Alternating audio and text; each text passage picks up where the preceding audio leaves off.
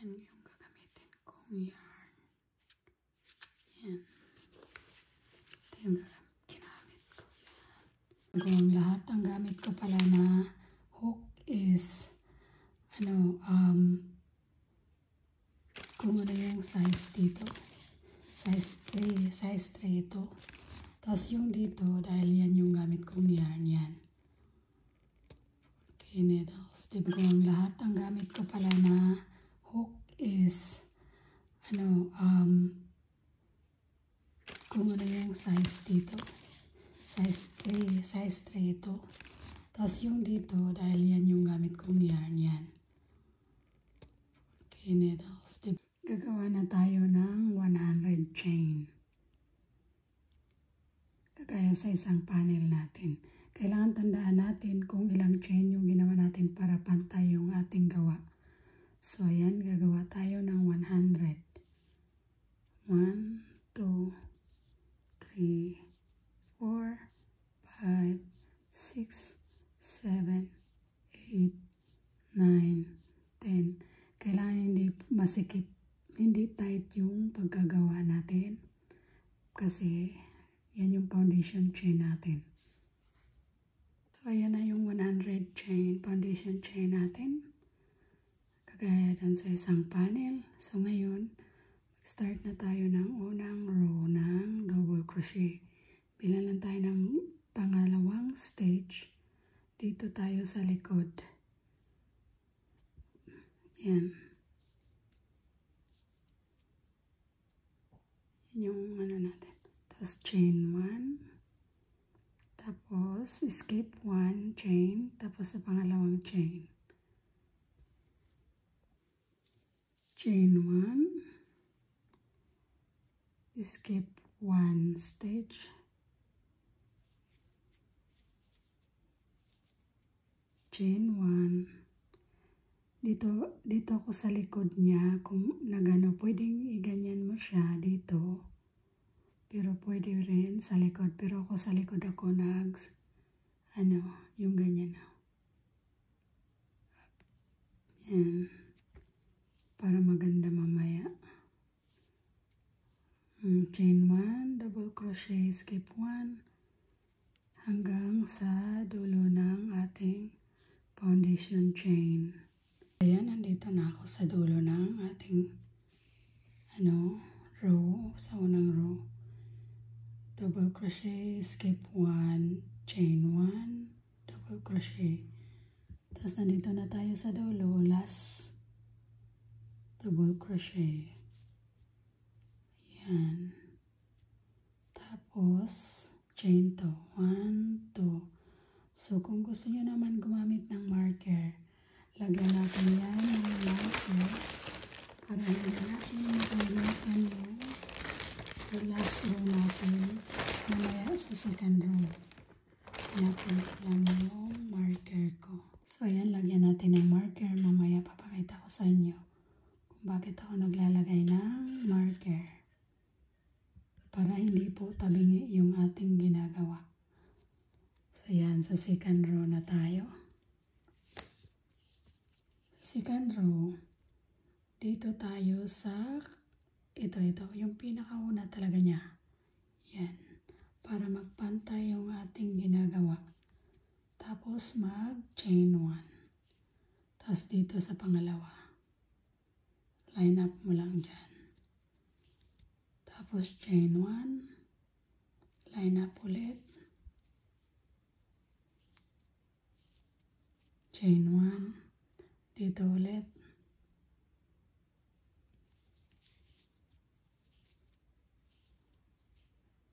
Chain 1.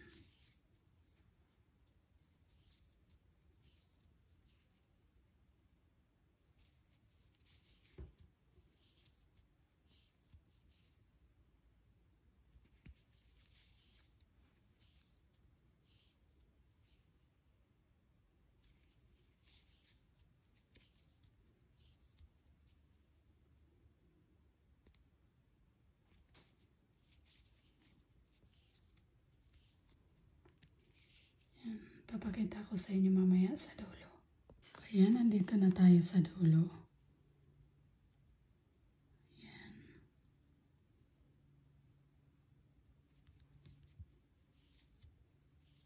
Hindi na tayo mag-chain 1. Yung chain 2 mo kanina dito sa start, doon natin to, nakalimutan ko lagyan ng marker. Pero dahil alam ko naman yan, hindi ko na kailangan ng marker. Sa mga hindi pa marunong, kailangan nyo ng marker. Wait lang. Medyo mahirap.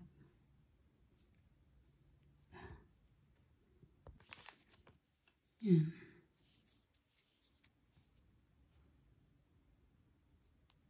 Tapos chain to, 1, 2. Yan. Tapos dito ulit sa pinakauna nating stitch. Para pantay yung ating gawa. Chain 1. Line up. Huwag mo na to. Ito na yung pinaka-line up niya eh. I-escape mo yan. Escape 1, diba? Dito tayo sa pangalawa yan. Naka-line up na. Chain 1. Tapos, double crochet, chain 1. Line up ulit hanggang sa dulo ng ating dito. Yan, naglagay ako ng marker. Papakita ko sa inyo mamaya kung bakit kailangan natin ng marker sa mga hindi pa marunong para pantay yung ating pagkagawa. Dito na ako sa dulo, chain 1. Yan. Meron pa tayong isa. Medyo mahirap pa.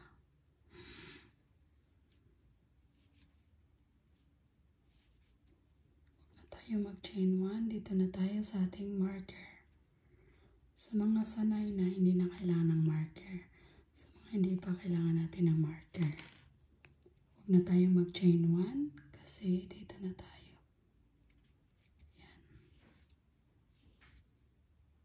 Chain 2. Yan. Tapos dito ulit.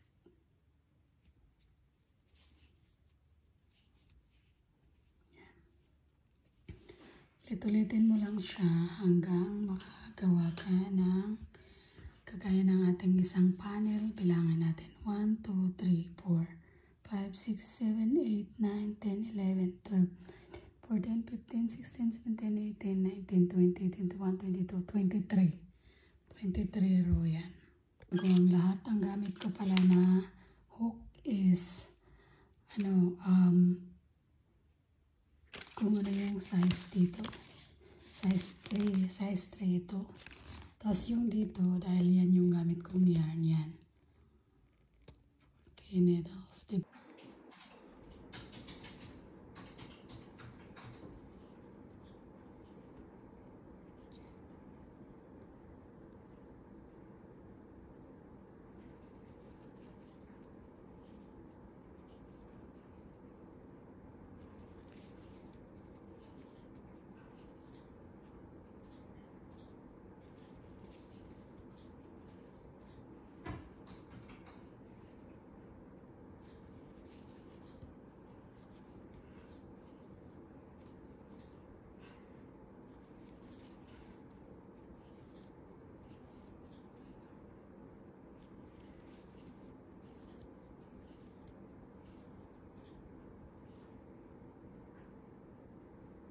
Nandito na naman ako sa dulo.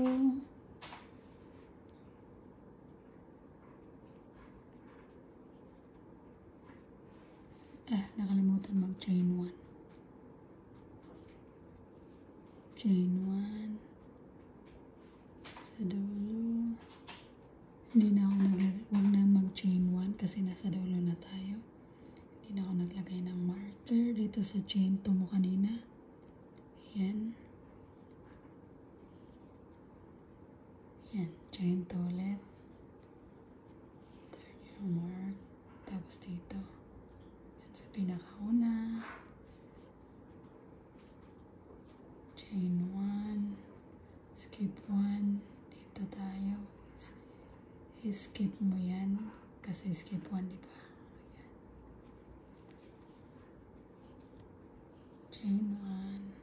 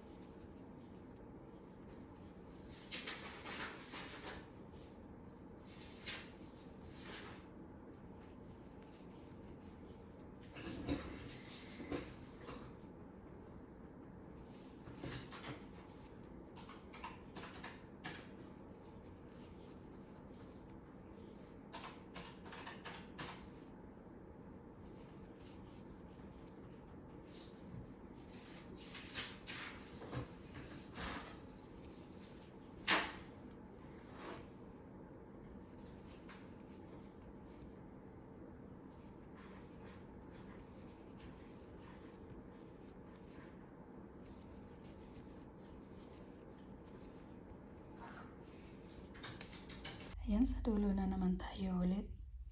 Papakita ko lang sa inyo para hindi tayo magsigsag yung gawa. Kaya laging sa beginning at saka sa last natin pinapakita kasi yan yung pinaka-importante. Mag-chain 1 muna pala. Kalimutan mag-chain 1. Tapos yan. Tapos hindi na tayo mag-chain 1. Dito tayo sa chain 2 natin kanina. Yan. Yan yung chain 2. Tapos ikot sa kabila. Yan. Dito ulit. Sa pinakaunang katabi nitong sa chain 2 mo. Tapos i-skip natin yan. Dito tayo. Chain 1. Dito tayo. Para magpantay yung ating ginagawa. Yan. Magiging ganyan yan siya pag natapos mo. Kaya yan lagi kong pinapakita. Kasi dito, line up mo na lang siya dito. Hanggang sa dulo ulit. Yan. So, ayan na. Natapos ko na yung isang panel. Dalawang panel na tayo. Ngayon, i-join na natin sila forever. Kagaya ng pag-join mo sa akin, my forever. Ayan. Ngayon, gagawa na tayo ng bandang shoulder. Ito. So, yan na. Nilagyan ko na ng marker. Yan. Binilang ko yan. Yan, ganyan yung pagbilang ko. 1, 2, 3, 4, 5, 6, 7, 8, 9, 10. Sa pang 10 na butas para pantay. Sa kabila din. Yan. 1, 2, 3, 4, 5, 6, 7, 8, 9, 10. Ngayon dito natin sila i-join. Sukatin lang natin kung ilan yung sukat nito. So, yan. Pasensya na kayo sa background ko. Maingay, may nag-work. So, nasa 20. Yan. Yan yung sukat niya. Kasi yan sa medium. Pwede sa large. Yan. Large talaga siya. Kasi lost siya off shoulder. Ito yung neckline natin dito mamaya. Mag-add pa ako dito. Mga 2 row pa. Yan, magkabilang side. Tapos ko na yung 2 row dito sa kabilang side. Yan, mag-chain to. Tapos, asan na ba yun? Turn your work. Ikot mo lang siya. Turn your work. Yan. Dali, ayusin natin. Yan. Chain to, diba? I-join na natin sila dito sa kabila. Join natin sila forever. Kagaya ng pag-join mo sa akin. My forever. Yan. Itago natin yung buntot. Oops. Buntot, nasaan ka na? Ayan, nandito. Na-join ko na sila. Join na sila forever. Kagaya ng pag-join mo sa akin. Forever. Isa pa. Tapos sa kabila din, isa. Tapos mag-chain 1. Dito na tayo sa pangalawa. Tago natin yung buntot. Chain 1 sa kabila. Chain 1 dito sa harap.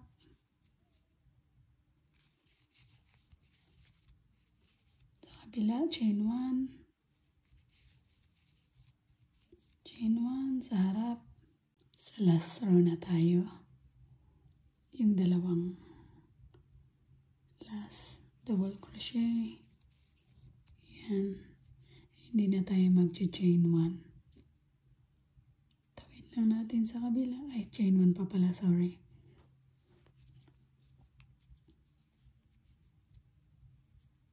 Kabila. Ito na yung walang chain 1. last yung toe chain mo kanina. Sa kabila. Sa front and back to eh. Yan, papakita ko na. So yan, nag-join na sila.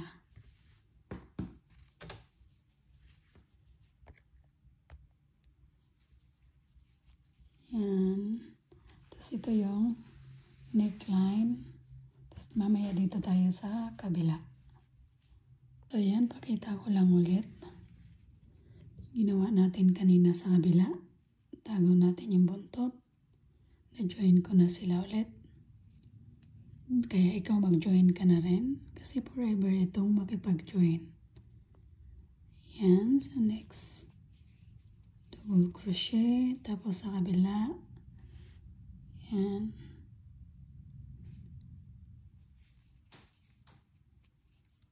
Tapos chain 1. Dito sa harap. Chain 1 sa likod. Chain 1 sa harap. Chain 1 sa likod. Ayan na, natapos ko na yung both side. Kabilaan. Yan. Nag-join na sila. Pasensya na sa background, maingay. Sunod natin gagawin is yung side. Dito. Magkabilang side. Yan. Ito yung neckline. Yan. Yan yung neckline natin. So ito lahat. Binilang ko siya 25 row kasi nag-add ako ng dalawa dito sa baba. Kasi maiksi lang. Pero dahil konti na lang yung yarn natin, i-join na natin sila. So, 25 dito, plus dalawa sa shoulder. So, 27. Ngayon, kung gusto nyo mas mahaba pa, mag-add na lang dito sa baba. Hanggang makuha mo yung gusto ng haba mo. So, ngayon, papakita ko lang kung paano natin to i-join sa side. Yan, toe chain na tayo. Ngayon, double crochet dito sa pinakadulo sa toe chain mo sa kabilang side. Yan.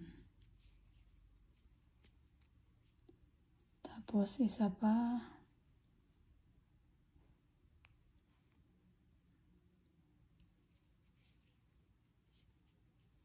Kabila ulit.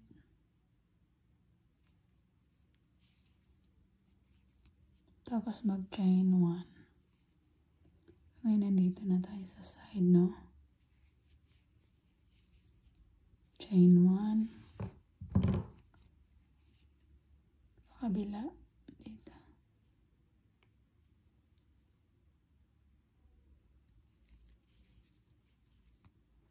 Chain 1.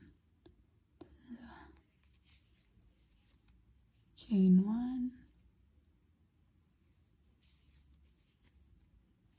Chain 1. Tawid-tawid mo lang siya dito sa harap at saka sa kabila. Side chain 1.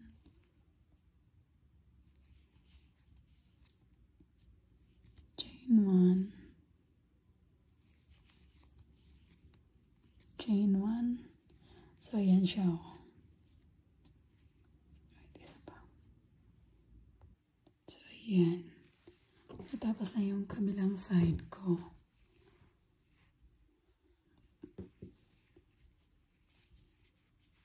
1, 2, 3, 4, 5, 6, 7, 8, 9, 10, 11, 12. Yung butas yung binilang ko yan.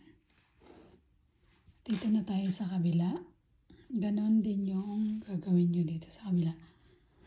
Kung ano yung bilang mo para magpantayan. 1, 2, 3, 4, 5, 6, 7. Yan. Ganon siya. Chain 1. Tapos tawid sa kabila. Chain 1. Tawid sa harap. Chain 1, tawid sa kabila. Chain 1.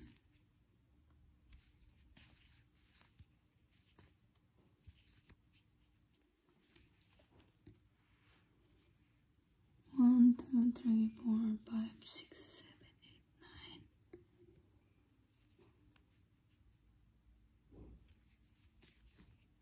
Oops.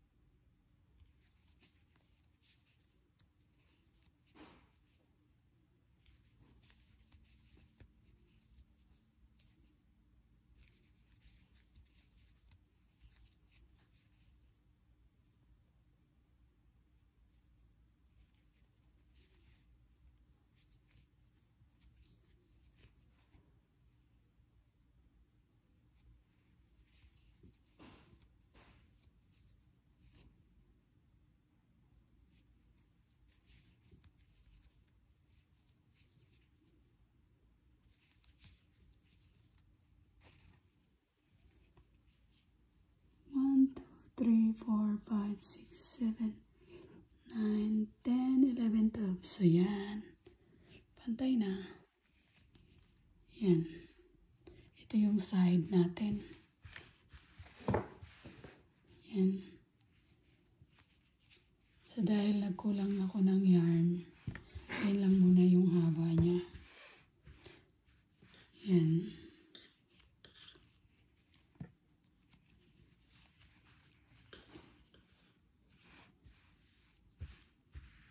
So ayan, dahil ito na pa yung natira kong yarn, gagawin natin, magawa tayo ng arm, then round dito.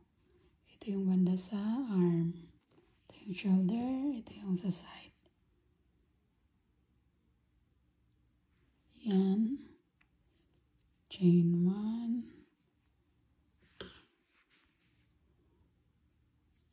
ikot natin yan dito. Yan, chain 1, double crochet, chain 1,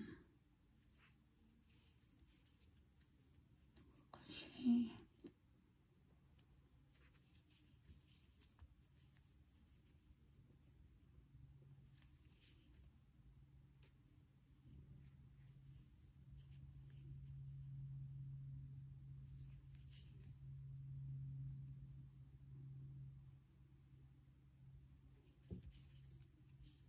chain 1.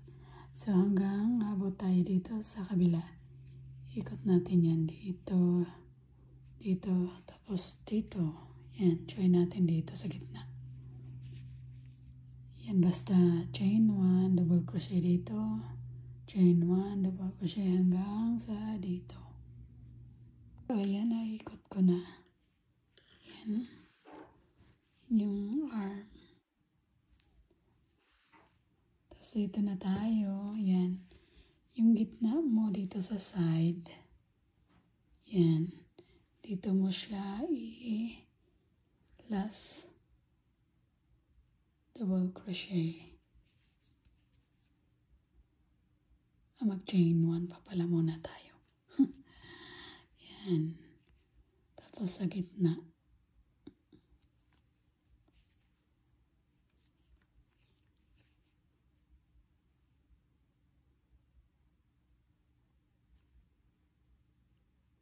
Medyo mahirap pa. Sana ba? Kanina nandyan. Kasi kailangan pantay eh. Ayan. Tapos na. Lagyan natin ng marker para hindi magkalas. Para papakita ko. So ayan. Ayan yung arm. Ito yung side. Tapos neckline. Ngayon dito naman tayo sa kabila. Yung arm. Ito pa yung yarn na tira ko. Yan. Kasya pa yan. So, yan na. Tapos na ako sa kabila. Yung arm. Yan. Yung side. Yan. ito lang yung sa mga baguhan lang, no? Madali lang siya. So, double crochet, chain 1, escape 1, ganun lang. Pati dito sa side, dito sa arm, at saka sa shoulder. Madali lang. Ito yon para sa mga baguhan. Madali lang siyang gawin. Sa mga nag-aaral mag-crochet, ayan, pwede siyang pang doble ng spaghetti, mag-swimming, yan. Basta maganda siya pang pantalon, yan, top ba, pang doble. Yan, maganda siya. So dahil nabitin ako sa yarn, yan lang